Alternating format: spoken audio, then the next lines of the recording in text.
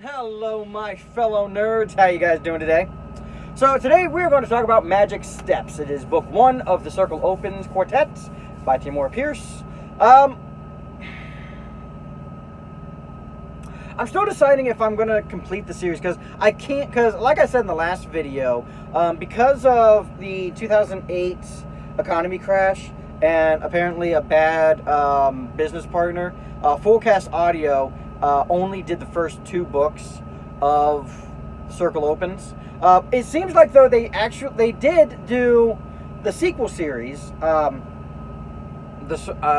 which actually it's a trilogy, the sequel trilogy, which I didn't even know they were like canonically part of a trilogy, but I mean, I could talk about the books when it comes to that, but I like the idea of only talking about books that I've currently read. You know, I actually just kind of was just about like, but not the one I'm currently reading, because the one I'm currently reading is the new Patricia Briggs, Mercy Thompson's book, but I'm also listening. But while I'm driving, I'm listening to Bitten by Kelly Armstrong. So I'll probably talk about that after I talk about these two books. But first book now, second book next, then Bitten. All right. Anyway, let's see.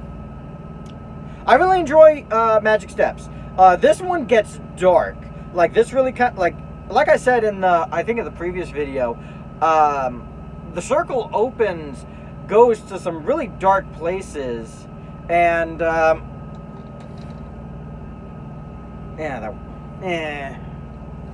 sorry. I always have trouble with light, you know, like so much glare on my glasses.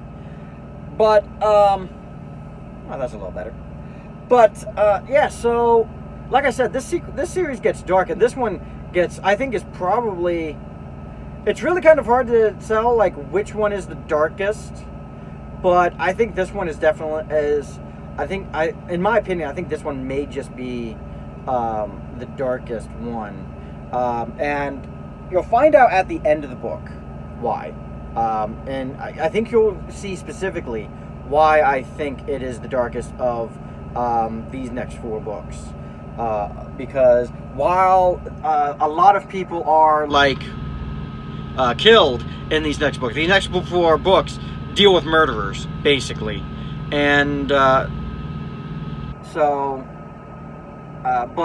it is really this book that has what can only be described as a true victim. I mean, all of them have victims, don't get me wrong. And especially in the fourth book, Shattered, I think it's Shattered Magic or Shattered Glass. I can't remember which one. It's Shattered something. It's the fourth book. But there is another true victim in that one. But this one has a character that really you just feel sorry for, and you really just kind of wish that things had turned out different for them, but unfortunately it doesn't, and it's really sad if you think about it too much, you know. And that's kind of what happened to me after I finished listening. I was driving along when I was listening to this, and it's like, oh my god, that's right, it does do more than this. It does have this little bit extra that I forgot about, and you really, and it really kind of made you think about this character. It really made me at least think about this character. I'm not going to say who it is. That's really for you guys to discern. And I really do try to stay away from spoilers when I talk about these books. So anyway, the book takes place 3 years after Briar's book.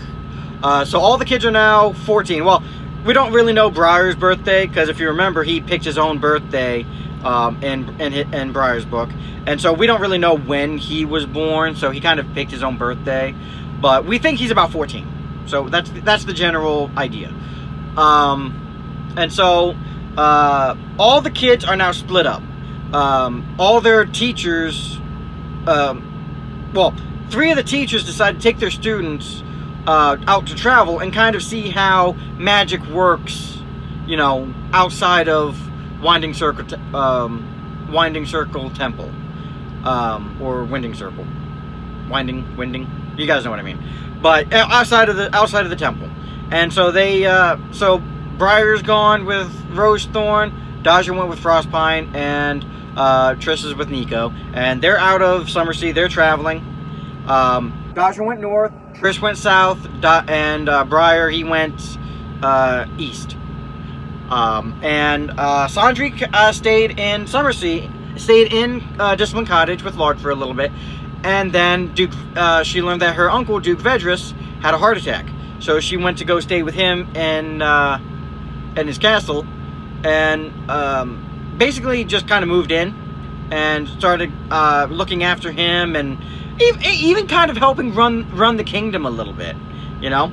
And I really love the kind of the dynamic of them in this book, because it really shows how close they've grown to each other and how much they care about one another.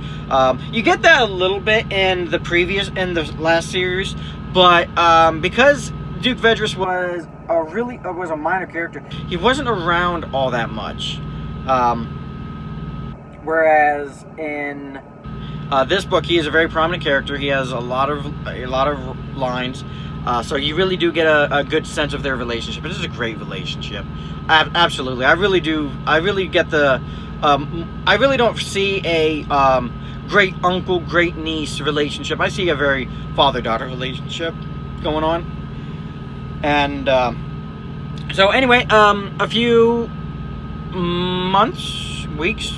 No, not weeks, because Duke Vedris had to go through a healing process. So a couple of months after his heart attack, Duke Vedris is well enough. He and Sandry and their guards are going out for a ride around Summersea. And they stumble across Pasco, who apparently has dance magic. Apparently this is something that's never really been seen. This is an unknown magic. They do go in, Sandry talks to Lark and a famous dancer that Lark knows, and they know of spells that can be worked with dancing, but they never heard of actual like dance magic.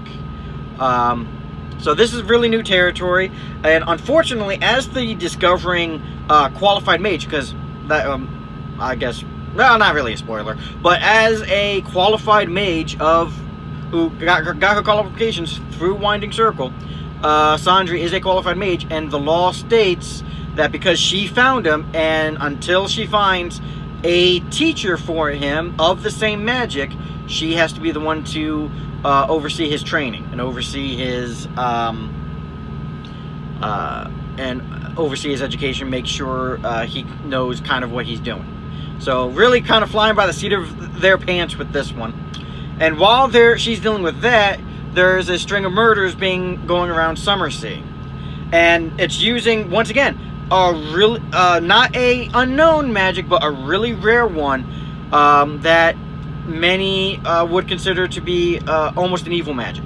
So there's this really great story of kind of not so much a cat and mouse kind of a thing, and it's not really a mystery novel either. Like you find out pretty quick who did it. So it's really just kind of like an episode of oh god, what's his name? Columbo. That's it. Kind of like an episode of Columbo. It's not a case of who done it. It's a case of how do you catch them? You know, because this magic makes it really hard to catch them. So they really have to deal with that. And the body count stacks up, and it can get pretty brutal. I'm gonna be honest. And like I said, this one gets a little on the dark side, guys. Whereas the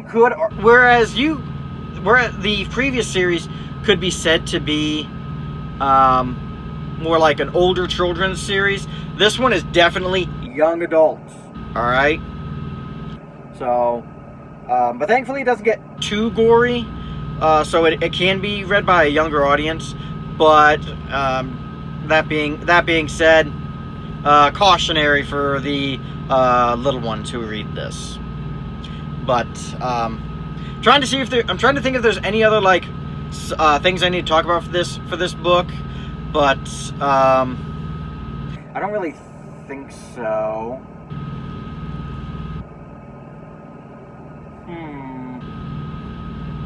yeah, I don't really think that there's really much else I need to tell you about. I mean, the main gist is Sundry has, you know, a new student who has dancing magic, and they're trying to catch killers. Like that's pretty much it. It's a very kind of simplified plot, but it's still wonderfully written. And it's just great to kind of see these characters after all this time and how they've grown and how they've really come into their magic. And I think I said this in the last video. There's really, once again, and it's really kind of ill-defined how the magic really works. They give you kind of a general idea, but when you get down to the specifics of it, it really just kind of hand of the author. I hate to say it, don't get me wrong. I love Tamora Pierce. Love her. Absolutely. Hands down, one of my favorite authors. I've read most of her books. Unfortunately, I haven't been able to do a whole lot of reading in the last few years, so I have kind of fallen behind on many of them. I'm sorry to say, Mrs. Pierce.